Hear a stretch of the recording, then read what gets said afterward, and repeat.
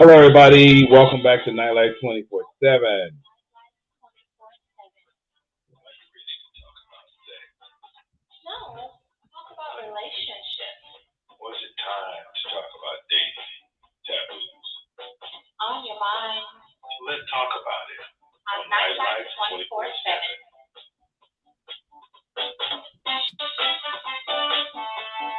So I got the live, but I can't share it.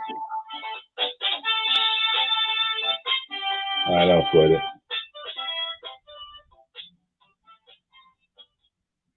Hey, everyone. As always, I'm your boy Mac and my girl Sweets. What's up? Jonesing, trying to stay connected, trying to keep my head above water. Well, you know what? You should stand in water that only comes up to your knees then. That way you ain't got to worry about it. See? You might be right. Problem I'm doing solved. too much. I'm doing too much. So tonight, everyone, we are doing a show with someone that y'all have not met yet, but it's time that I introduce her to you, Dr. Claudia Lawfer. How we doing? Hi, doing all right. Doing all right. All right. So tonight, guys, we're going to talk about something other than sex, even though sex will be included. We're going to be talking about good health and good sexual health. And just so you understand and know, Dr. Lawfer is a doctor of Eastern medicine and she is an acupuncturist, but she is totally all about Eastern medicine. So we're going to talk to you guys about maintaining good health using some herbal remedies and acupuncture versus Western medicine, which totally believes in let me give you something to cover that symptom up. It really doesn't matter. We're not trying to fix the problem. We're just covering the problem up. So, Dr. Lawfer, please tell us a little bit. Where are you originally from? I'm originally from Germany, actually. So back in Germany, I grew up around natural medicine. In the mainstream medicine in Germany, doctors still know how to prescribe herbs. They're commonly used as well and recommended before regular pharmaceuticals are recommended. And then at 24, I moved to the United States, where I was quite shocked at how many pills were given out and that there was advertisement for medications on television, which was something I was not used to at all from Germany. And my path in the beginning was different. I was a journalist and a graphic artist, and then I was a fine artist. But then I went into studying psychology. So I got my BA in psychology, and then I got my master's and my doctorate in Eastern medicine, acupuncture, and herbalism. See, she answered all my questions before I even asked them. See? All of them. I know all of them. Didn't even give me a chance to ask them. She's like, hey, I'm just put it all out there. So she got to ask me nothing. Okay. So with that all being said, why Eastern medicine? I mean, you jump from journalism to Eastern medicine. Why Eastern medicine? Why not just become a regular doctor and prescribe medication? For me, it was more a psychological and spiritual quest. I come from a pretty dysfunctional family, and I developed a lot of really dysfunctional coping mechanisms. So I seem to have been on a quest to kind of heal my entire self. So I grew up with focus on body health, physical health, but the mental, emotional, and the spiritual health were really neglected. And when I moved to the United States, I took a class in psychology and immediately fell in love with psychology. So that was the first step. So my plan originally was to become a psychologist and become a regular family counselor. However, at one point in my psychology studies, I took a weekend course on traditional Chinese medicine. And that completely changed my mind because Western medicine looks at everything isolated. The whole idea about Western medicine is we'll cut everything out and we'll look at everything completely in isolation, and then we figure out how to treat that, which works great for advanced problems, but not for regular health and health maintenance. And in Eastern medicine, you can treat the body, the mind, and the spirit all at the same time. So whereas Western medicine has, like, you have a patient that goes to see a psychologist for depression, and they see a gynecologist for painful periods or infertility, and they see a pain doctor for chronic lower back pain and headaches, and they may see an endocrinologist because they have diabetes or another metabolic disorder. Oh, sound like you was talking about me. Exactly, that's the whole thing. That's real people. Because that's exactly what they do. You're absolutely right. And in Chinese medicine, we can treat it all because we look at the big picture. We look at the body as an ecosystem, and we try to understand what is imbalance and how we can balance it again. So we can actually write one herbal formula that addresses all of that, rather than sending people to a multitude of different specialists. And Wow. I'm Go really ahead, glad Steve. you broke that down, because when I dropped out of med school, people thought I was crazy. They're like, what do you mean? You can be a doctor. And I'm like, it just doesn't make sense. Exactly. How come I can't help people? I have to band-aid the situation, get a referral, get an insurance approval in order for someone to be helped. And if this is what I'm going to sign up for, you can't tell me that I can be, legally held responsible for overachieving my job. Exactly. So I totally, totally understand. And And being a patient, it's not easy when things were broken down, when I was more doing what I was told instead of doing what I learned. I was going to 15 doctor's appointments in a month. yeah, Wow. I get what you're saying when it comes to the doctors, because being a veteran, I had to be very clear right from the get-go that I would not be taking all these different medications that they were trying to prescribe for us. I made it very clear that because they were trying to prescribe so much medication, they were not dealing with the problem. They were giving me remedies to cover the problem or make me not know that the problem was there anymore. And it's even in my charts to say I will not take medication to cover up things. I have it specifically stated.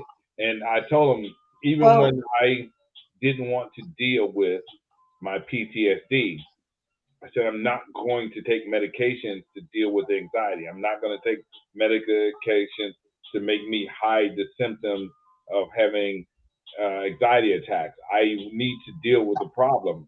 And for years, I dealt with it. Um, but there are other problems that came of that because of me not dealing with it or being able to, I guess the best word is to cover it up or hide it. So let's talk about acupuncture, because I'm not going to sit here and lie to you. I love acupuncture. I had been thinking about and considering acupuncture for years. Um, I have arthritis in my lower back and a bulging disc in my lower back, and there are many times when I can't even get out of bed or walk. And I remember the first time they suggested acupuncture to me, and I was like, hell yes. And they were like, you sure? And I was like, man, yes. And I'll never forget the first time that I went in and got acupuncture done. I explained to the doctor, he's a little short gentleman, maybe 5'4", 5'5", no bigger than 100 even, maybe 95 to 100 pounds. And he stuck me with the needles. I couldn't see what he was doing, but I told him where my pain was. He had me lay on the table, and he says, when I finish with you, we worked a long time together. I promise no pain, and your core will be strong. You have a strong core. I said, really? Okay, whatever. I'm just like, yeah, whatever. And I remember getting up from the table, and I had a sense of euphoria, and my eyesight was like a white haze. And so I went and sat down in the waiting room, and they were like, you're okay? And I said, yeah. I didn't know what to tell them. So I'm like, I'm just sitting here gathering myself together. And it didn't even dawn on me that I had no pain. It didn't even dawn because I had pain for so many years. I didn't realize the pain was gone. And that night, I was like, oh my God, I'm not in pain. I had 15 appointments. I went back that next weekend and I told that guy, I said, hey, if you were a woman, I would kiss you and I would probably sleep with you right now. But you I know, did. He looked at me weird, but I did say that to him. there was a time when I didn't understand how people would tell me, they would come to me for therapy, but then they were like, thank you so much. You have no idea. And I'm like, I just did my job. Mm-hmm. But when I went to a massage therapist that was really, really good, and I walked away, I was cranky, my back felt funny, and I'm standing there and I'm like, he beat my ass. Yes. And the next day, I got up pain-free. Yes. I was always prepared to do a little bit sit down, do a little bit sit down, Yeah. to not overdo it. And at the end of the day, I think I was standing there doing laundry. I was putting clothes in the dryer, and I realized my back wasn't hurting. Like, I called him and I left him a message at his office. It was probably 7:45 in the evening. And I said, I really want to say thank you. I really want you to know that in this moment, I appreciate you more than you would ever know. And if I was single, I'll probably, you know what I'm saying, you could probably get a little something. Because, like, he changed my life. Yeah. Knowing that we've conformed ourselves so much to deal with the pain that we have because of the education and the system. If people don't understand that I've dealt with it for so long. I remember when I met Claudia, and I told her right up front, and she was like, "Why don't you go to bed? Why don't you sleep?" I was like, "I don't sleep. I just don't." And she said, "Okay, well, let me do this." She said, "I'm going to do something," and she said, "It's going to open up your channels." I'm like, yeah, whatever. And she stuck these needles in my ear, on both ears, and my ass was not. I swear to God, I was fighting in the chair to stay awake. I was sitting there, literally fighting. I know I fell asleep. I must have fell asleep at least 6 or 7 times in that chair because she said you had to. I think it was 45 minutes. I think you told me I had to keep in there for 45 minutes, Claudia, and it took everything I had to stay awake. And I was in bed every night after that by 10:30, 11 o'clock, and slept to 7, 8 o'clock. Whereas before, I was going to bed anywhere between 3 and 5 o'clock in the morning. That I know. Yeah, even though the stories all sound nice, but for acupuncture, to really get the maximum benefit from it, you actually have to do it regularly. That's one of the problems that the Western system and insurance system hasn't fully understood yet. For acute problems, if you're in acute pain, it can put a dent into it. But if you really want to get the long-term effects to prevent any new problems from developing, you need to do it more frequently. And that's one of the things when I look at the VA, they only allow a certain amount of treatments, and then you need to go through the whole process again. And also the frequency. For example, when I have somebody coming in with acute back pain, I will tell them to come 3 times the first week. Then the next week, I tell them they have to come twice a week, and then we see if they can come once a week or if we stay with twice a week. Because you got to think about it. Your body has been in pain for so long that your body became comfortable being all twisted. That's all they know, and this is what the body's comfortable with. So when you do acupuncture, you adjust it again, and you're pain-free, but the body is still kind of used to this, so it'll slowly go back. That's why in the beginning you want to have frequent treatments to really train the body and train the muscular and neurological system to go along healthier pathways rather than staying in the disease patterns. So with that being said, so if I was having discomfort having sex, I'm not that flexible. I have lower back pain, or I can't really enjoy myself with my partner because I'm trying not to push it too much. Exactly. Would you say you can recommend acupuncture even for just, average body comfort when people does not have a specific diagnosis for an actual, problem? Oh, absolutely. Excuse me. Actually, I need to go and get something to drink real quick because I have a dry throat. You Oh, guys, 'cause I was about to pass you the weed. Yeah, I thought she was smoking weed too. I was like, well, damn, if she's taking a I puff wish. and she can't, that must be some good shit from Cali. Listen, Mac, I'm about to say grab a brownie and join the party. Yeah, no shit, man. I was like, damn, she must be smoking on that good shit. That's why she be happy. She be doing acupuncture on herself.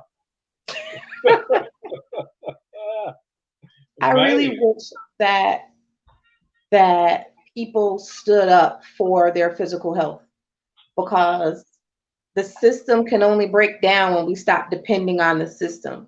And when more people learn the benefits of things like acupuncture, I mean, we'll probably be some hella happy people.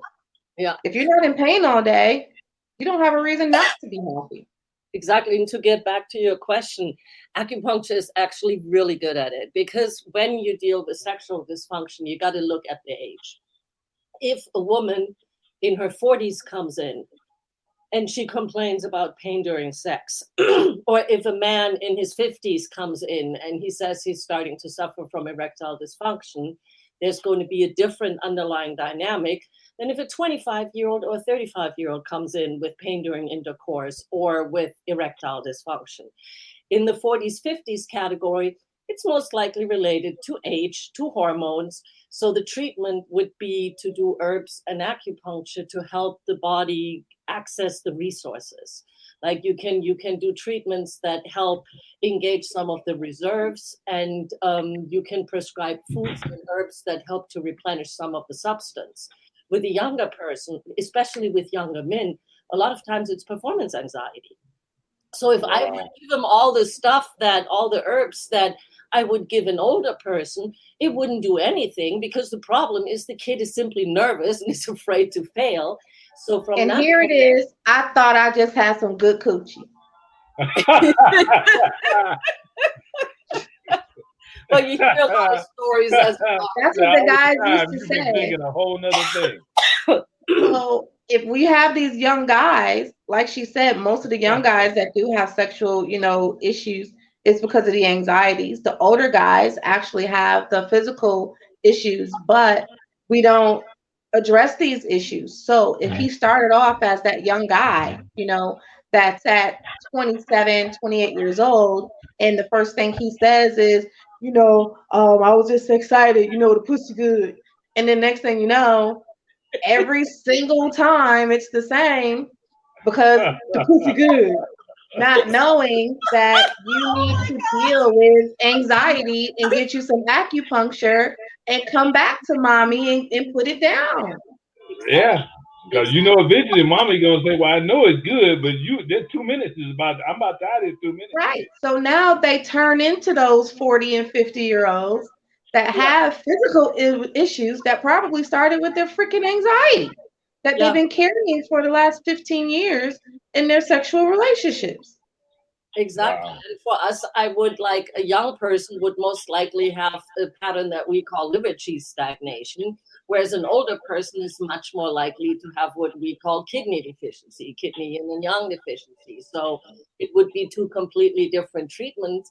But at the same time, the treatment for each patient will also automatically address the mental emotional stuff.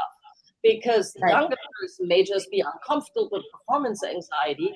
With the older person, they're dealing with the process of accepting that they're aging. They're dealing with all of a sudden, I'm not the stud anymore. I'm standing there and all of a sudden I'm like trying and thinking and nothing is happening. So it helps with the emotional aspect of that as well. So it's really all around good because whatever you treat, we base our diagnosis exclusively on the patterns of symptoms and how they present. And that will give us an idea of the climate inside the body. We can see what the constitution is. We can see what the current pattern is depending on the symptoms they have. And then we can prescribe a treatment plan, which usually includes acupuncture, herbs, dietary recommendations. Matt can sing a song of dietary changes right now. So Yeah, yeah. I was going to ask you though. I was going to ask you because I went to a lot of Chinese stores and they've given me. I remember I told a lady years ago I had a digestive problem. She gave me some stuff that looked like bark mixed up with some stuff in a brown bag. She said you had to boil this and you had to drink. And it tasted, and honestly, it tasted like a dog who had rubbed his ass across a pile of dirt and then peed in it and then farted on top of that. And then that's what it tasted like. And I'm done with you. I'm done with you. You had to drink this shit. You had to drink it twice a day for 2 weeks. I used to call it ass water. That's what I called it. I called it ass water. But it did help my digestion. I can't lie about that. It did. So let me ask you, does acupuncture or can acupuncture help with the digestive system? Of course, anything that the herbs do, the acupuncture can do as well. They just work from slightly different perspectives. But in general, I like to combine acupuncture with herbs because acupuncture is the most passive form in which a patient can look for help. They're coming, they're lying down on the table, they're expecting you to stick the needles in, and then they want to feel better afterwards. But the only thing they really need to do is get themselves to the office. So that's very low involvement in health. Like Western medicine doesn't involve the patient in their health at all. They just tell them what to do and give them pills, and that's it. So in Chinese medicine, we go much deeper with it. So I like to give herbs on top of acupuncture because they work well together. And when the person is done with acupuncture, the herbs continue to do the work. But also the herbs now require that the patients remember it every day to take the herbs. So that's one step more involvement because every day they need to do something actively towards their health. And herbs, unlike the Western medications, you usually need to take 2 to 3 times a day, and you need to take them at somewhat the same time. And a lot of them, if they're in liquid form, they taste horrible, but they're available as capsules and tablets. Well, I'm gonna bring up a question that all men want to know. Women love to tell us, "Not tonight, baby, I got a headache." I know for a fact acupuncture can help with headaches. I've seen them put the needles in the head and get rid of the headache. I'm out. So you're saying the next time I say I got a headache, you're gonna go pay for me to get some acupuncture so I won't have a headache again for the next 6 months. You damn right. You damn skippy. Yeah. And if I can find an acupuncturist to do a home call, I'm like, listen, can you be here in an hour? So do acupuncturists offer mobile services? I know there's practices who do house calls. For example, when I started in the beginning, for the first month until I had an office location, I offered house calls to my patients. So I would just travel around. I did my doctorate with a specialty in longevity and healthy aging. So I provided hospice service to a lot of patients I was treating before in senior citizen settings. So of course, in that case too, I would do the house calls. I would just drive to the cars and then do the treatments right there. So there's definitely mobile acupuncturists out there. That's amazing. I wonder if that's something I can incorporate with my business. I don't see why not. You go and do home testing and do blood draws and all that stuff. Why would you not? I mean, the ideal combination for me is functional medicine together with acupuncture. Because functional medicine, if you have a license that allows you to do blood draws and do testing, I mean, I was licensed in California. So in California, I was able to order labs because I was considered a primary care physician. I just moved to Georgia, so I still need to figure out what I need to do to be able to practice here eventually. Well, with that, I don't need an order to draw blood because I do POC.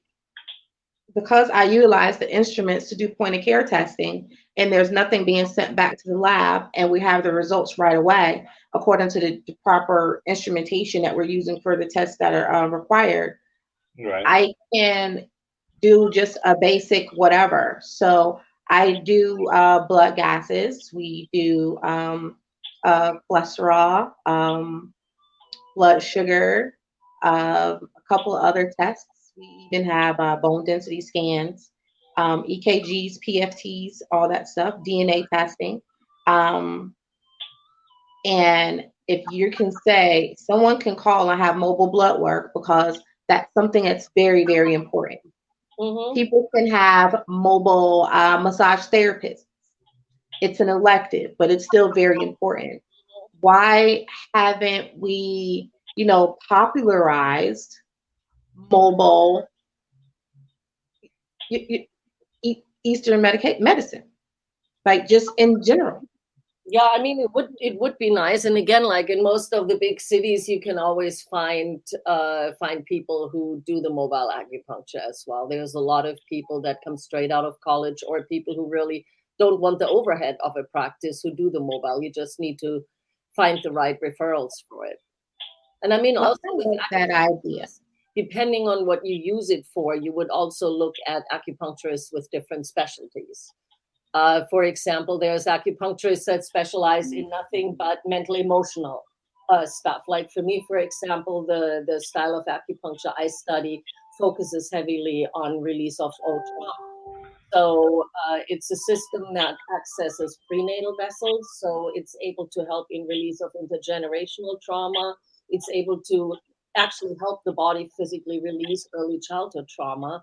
And that can make therapies. When you combine that system of acupuncture with therapy, you will make incredible strides, because the person will not only understand in the head what's going on, but the acupuncture was able to free up the channels and get the channels to drain all the old drama that was held before. So the processing of it and allowing it to come up and out is something that can really help people change for good, and not just the constantly needing to monitor to stay on track. Wow. That I think is so amazing. I lived in LA, and there was a therapist I used to work with, and he would do this therapy session while the patient was getting acupuncture. Wow. Yeah, that sounds And awesome. we would, when we sit down and do our notes every week, and, he was always having so much progression. And at that time, I couldn't afford to bring on an acupuncturist.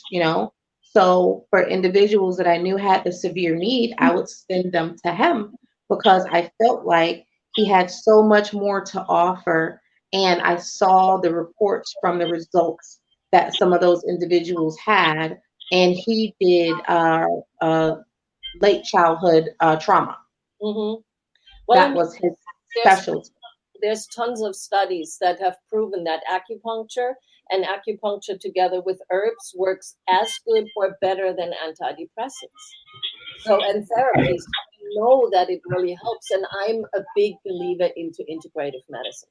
That's why I like functional medicine, because functional medicine practitioners don't look at the big disease names. They look at all the micronutrients in your body. They check out all the enzymes and everything to make sure your body functions properly. They may check it genetically if there's any SNPs, any genetic differences that change how you process stuff, and then you can supplement accordingly. So you basically, again, feed the body what it needs to balance out, rather than suppressing chemically the symptoms that you see. Then acupuncture herbs can really help with that. Massage is a great way. I mean, Oh my God. Don't talk about massage. Don't I'm talk doing about massage. with him right now to address old trauma, and every time after the treatment there's like a little freak out with I can't see. I'm like, yes, that's normal, because that's where the channel starts that we're releasing right now. And then every time when he gets a massage, the therapist works on these same channels. They work hand in hand, so he's already seeing the change with the two modalities working together. I don't like it. I'm gonna be honest though. I don't like it though. I made this shit clear because one, I went blind. I went fucking blind, and I was freaking the fuck out. I was freaking out. And I was like, oh shit, my eyesight gone. what the fuck y'all done did to me. And she's like, no, just calm down, just calm down. Oh, hell no, don't calm down. I can't see. I can't see nothing right now. Somebody needs to tell me what the fuck going on. Listen, you're supposed to be saying thank you. I'm about to beat your ass. So, I can't beat your ass if I can't see you. See, that's the whole point. But then I will say this. And I said something to her last week. I said, hey, I know y'all guys are working on my anxiety and my PTSD. I said, but I don't like it because I can be sitting here watching a movie and some sad shit happens, and the next thing I know, I'm tearing up.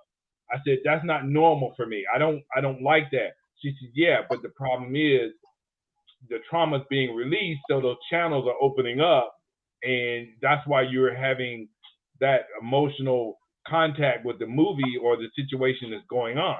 And I've just been clear about the shit. I don't like it. Nobody She's said like, well, she's like, well, ain't nothing I can do about it because that's how it works. She said, this is a long journey, and so those channels are going to keep opening up. And I'm going to say this. I'm going to do a shout out. I have a masseuse. He's the first male that's ever touched my body. His name is Ron. He is he trained in Thailand, and you know that shit Miyagi did on his show in the movie where he heats up his hand to help Daniel's son. Homeboy literally makes his hands hot, and he is the best massage therapist. I told him I've never let a guy touch me. You're the first one, but this dude is authentic. I mean, he takes you to a whole nother place when he works on your body. Anybody wants to get his telephone number, hit me up, DM me. This brother is legit. Mm-hmm. So with that being said, we've all recognized the amazing benefits of Eastern medication with the acupuncture. So how come Eastern medication is more widely accepted than West Indian medication? Because it's still, herbs and holistics and alignings and all of this other stuff. But the West Indian, med is considered like voodoo, black magic, but the base is the same. The Chinese kept incredible records. We have old texts that are thousands of years old, the Yellow Emperor's writings, where they were discussing the concepts of yin and yang and the concept of health through the elements, through the yin and yang, through the seasons and everything in nature. So I think that's the reason why it's been so persistent, because we have all these recorded texts. There's a lot of studies going on. In China, the hospitals are highly integrated. Like for a while, they relied exclusively on Western medicine because they didn't like the Taoist sources of traditional medicine, but then discovered fairly quickly that the traditional medicine had value. And then the texts for the Western side were rewritten by taking every single spiritual reference out of it and just turning it into kind of a science-like text. But I think that's the reason, because it's been used in the hospitals, because there's so much documentation on it. I'm sorry. I feel I agree. I think it's the bottom line. I'm sorry. When you can make a pill that is only $3, but you're going to charge someone $3,000 for this pill, and their life depends on it, I think Western medicine has totally become about the bottom line. Of course. Oh yeah, Pfizer made $20 billion this year, but how many people could not afford the medicine that Pfizer could give them to save their life or their family members? Just look at the numbers. They just came out with some studies because they've been looking at the COVID cases in some of the African countries. Well, it turns out in this one country that they looked at, even though only 5% of the population was vaccinated, they had hardly any death rates. The Omicron wasn't even registering anymore, and they just didn't do anything with it. But a lot of times in these regions, people go back to traditional areas. They looked at different districts in China and found that the really small rural districts, because they rely mostly on herbal medicines, fared better than the ones in the big cities. Of course, there's more traffic and more interaction in the big cities as well. Right. But we know in general that these traditional medicines are really strong. One of my colleagues, he goes to Africa quite frequently, and he was there twice doing Ebola outbreaks. And he says, like, America is a total like kindergarten approach when it comes to that. He said they have no clue. They make such poor choices. He said in Africa, they're so well, in all the African countries, is that they're so well organized in how they get everything together that it never ever spirals out of control like it does here. So I think, Mac, you're right. It's a big, big financial factor. We have industrial food, which is nothing but food-like substances and poisons. We have the industrial chemical process, which creates the chemicals for the GMO foods that the industrial Right. agriculture creates. And then you have big pharma, which sells the cures or the pills for all the problems that the other two industrial complexes cause. Well, I mean, I want to hit back on what you said when it came to food. I mean, so much of our food now is put together like meats are glued together. God forbid the steroids, but they're gluing the damn meat together. Pick up any package of food you have right now and read the ingredients and tell me how many of those things you don't even know what they are. It's like when you read the ingredient label, every single food has to be a food that you either have in the pantry or in the fridge. That's all. My thing is, coming from a cultural background, whether people are African or West Indian or whatever, when people say, you know, West Indian food smells funny. Indian foods always, you know, have these ingredients or XYZ ingredients. Jamaicans have a lot of jerk. West Indians and Trinidadians, and we have a lot of curry, and you know, and we tell people it's not just food, it's medication. Yeah. You know, just like, you know, garlic and everything else. Because if I can't pronounce it, I shouldn't be buying it. If I can't eat it, I shouldn't put it on my skin or my hair. I mean, it's simple as that. And I mean, we become what we eat. Once the umbilical cord is cut, every single biochemical transformation in the body depends on the food we eat. So if we eat good food, it's broken down and the good particles become part of our body. We take the proteins and they go into our body, into the various tissues.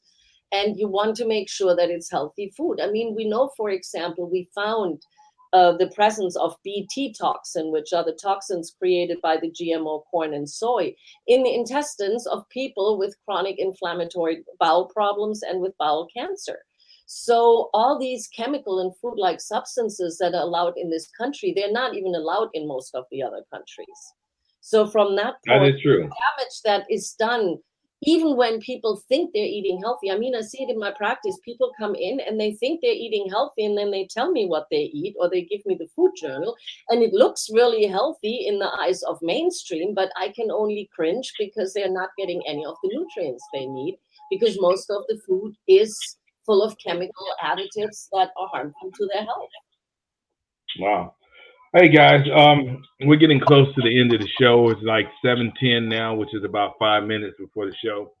So if I could ask you, Dr. Lawford, to give one bit of advice to someone who is not sure about acupuncture and Eastern medicine, what would be that one thing that you would tell them that would make them say, you know what, I need to step on that side of the line and try it out? Well, most of the time that's because people are afraid of needles as well. So I always tell them we use a lot of other modalities. I have patients where I never ever used one needle. I just used Chinese massage. I use moxa or acupressure. So if needle phobia is the reason for them not to come, it's like just mention it to the acupuncturist and they can take care of you with or without needles. That's good to know. Before we close this out, how much does acupuncture cost? How do I know if I'm paying too much? Or how do I know if it's too cheap? Well, it depends on what. I'm a big fan of community acupuncture. Community acupuncture is where you don't have your individual fancy rooms. You go in, it's a bigger room, usually with 6 reclining chairs.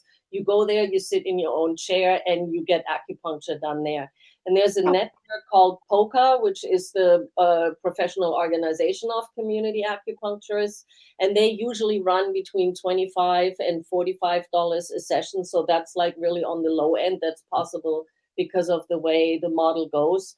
And I know in California, the rates for regular acupuncture for repeat patients was between $80 and $250, depending on who you see.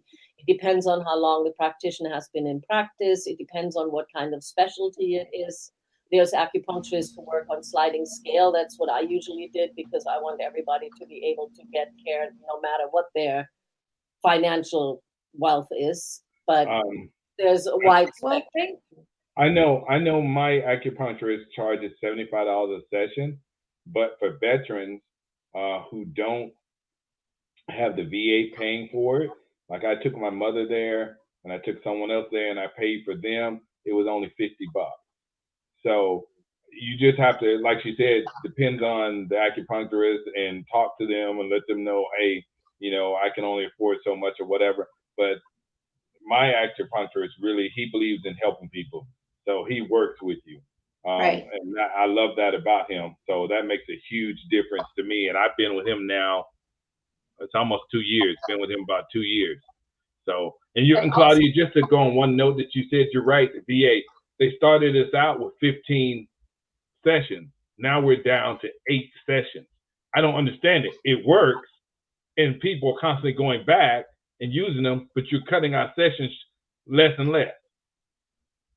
That's why I'm trying to set up a nonprofit community clinic that specializes in PTSD and veterans, because that way you can set it up in a way that you can treat patients for free, and that's how you get your tax exempt status. Then we might have to work on that. Me and Claudia, y'all may see a clinic pop up. One thing I want to say really quick too, because we were talking about sexual health, acupuncture and herbs are actually really good in treating STDs as well. It usually works better in treating and preventing future herpes outbreaks, and it's really effective for these things as well, without doing the damage the traditional Western treatments for these infections. Oh, I'm gonna be talking to Dr. Law for shit. I can get STD treatment. Oh hell yeah, we are. Well, okay. I think is one of the things that when it comes to medicine, period, it goes back to what you said. Western medicine breaks everything down. So you're telling me that I now have I have an STD. Now my relationship is in shambles because I'm stressed out, I'm depressed, I don't know how to deal with this. Then because I'm not sleeping well, now I'm causing myself to have, aches and pains and things like that. I'm no longer eating consistently, and I can go and get acupuncture and herbal medication, and it can balance all of these different things if a qualified medical professional is providing this service to me. Yeah, it happens. And I had a lot of times my patients ended up bringing their partners in too, because the partners insisted on the Western way and then realized how well their partner was doing with the herbs. And all of a sudden they both showed up at the practice to be treated. That's definitely a blessing. Yeah. All right, guys. I'm sorry. I know I'm getting here people commenting saying, hey, they were laughing when Sweet said about a pussy and stuff. But and the guy I was talking about was Ron Fowler. And a lot of people say thank you for the information because it's really informative. So we're going to have to close out the show now because we only keep it 45 minutes. But maybe we'll start going to an hour show depending on how the listeners feel about it. Listen, guys, if you want to get in touch with Dr. Laufer, please DM me or hit me up, and I'll make sure that she gets your information, and maybe she can work with you privately or help you by giving you some information. Remember, what we say on this show is, we're not therapists where we have a doctor on, but we're in the Men Suites are not doctors. We're just giving you our advice and our opinion. I'm still a therapist. I'm not a doctor, but my stage name is now I'm a doctor. I'm a trans professional. So moving forward, we're going to call me Dr. Sweets J. Spencer, just to let you guys know. Okay. Yeah, taking advantage of this. So remember what we said at the end of each show. We're put on this earth to help someone. And guys, if you can't do anything to help anybody, please, all we ask is you don't do anything to harm them. And with that being said, we are going to close out the show.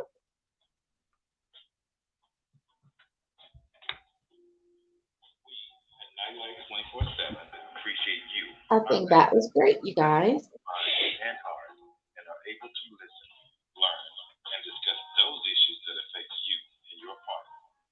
By discussing these issues, we hope to keep the lines of communication open to help inform you, our listeners, and our community. It's on your mind, so let's talk about it on Nightlight 24/7.